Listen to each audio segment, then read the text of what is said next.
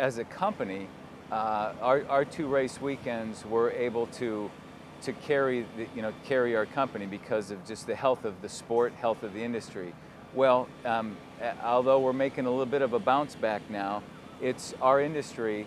The economy has been challenging, so I think we're not unique in many of the businesses that are looking at other ways to generate incremental revenue. So I think us, along with probably a lot of other businesses across the world, are looking for ways that they hadn't looked for incremental revenue, and Firefly is a perfect example of why we need to be looking outside of just our two motorsports weekends. For us to host something that is hosted in all of the other larger markets would be a challenge, I think, for us personally. In a marketing sense. And from a marketing perspective. But what Red Frog has created with Firefly is nearly 50 bands, which hasn't been done to the extent that it's going to be done here, with a beautiful facility in the woodlands and in the woodlands here. So those are the things that have to be taken into consideration, that it has to be something very, very unique for it to be successful, and Firefly, I think, is.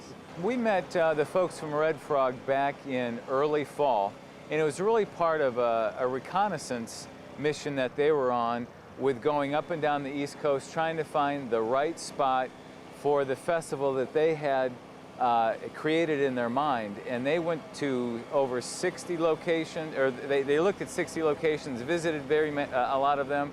We met them. We had lots of conversations after that, and subsequently we of course struck our deal. But it was back in the fall, and it was their contact to us. We were thinking that they would want to, as you said, hold the festival inside our bowl or in our parking lot area. And when we came out here and we brought them to what is our RV10 parking lot during the NASCAR weekends, they fell in love with it. They saw it differently than we'd ever thought of it, as more than just a parking lot. And what they had visions of in their mind, it was exactly what they were looking for. I think what they saw in us is our ability to be able to handle a large amount of people over a weekend. And so I think that was the advantage that we had, in addition to the property being as beautiful as it is. The ability that we've shown over the last 40 some odd years in handling crowds from safety, security, sales, marketing, concessions, bathrooms, all the things that are important to any kind of outdoor event. The music festival is a perfect example of how we can use our skill sets, our core competencies, outside of the motorsports world. And so we're using our skill set in our facility for the benefit of what will be another.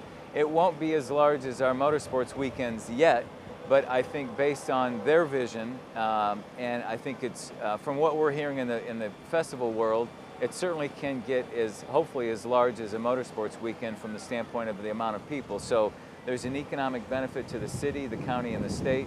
Certainly our ability to market the facility to others that are considering not just to see us as a racetrack, but a facility that can hold events like this. We've only known them now for 7 or 8 months, but it's been a great relationship, and I think they're young, they're energetic, and they've got great experience already in doing what they do, and it's been really a very good team partnership.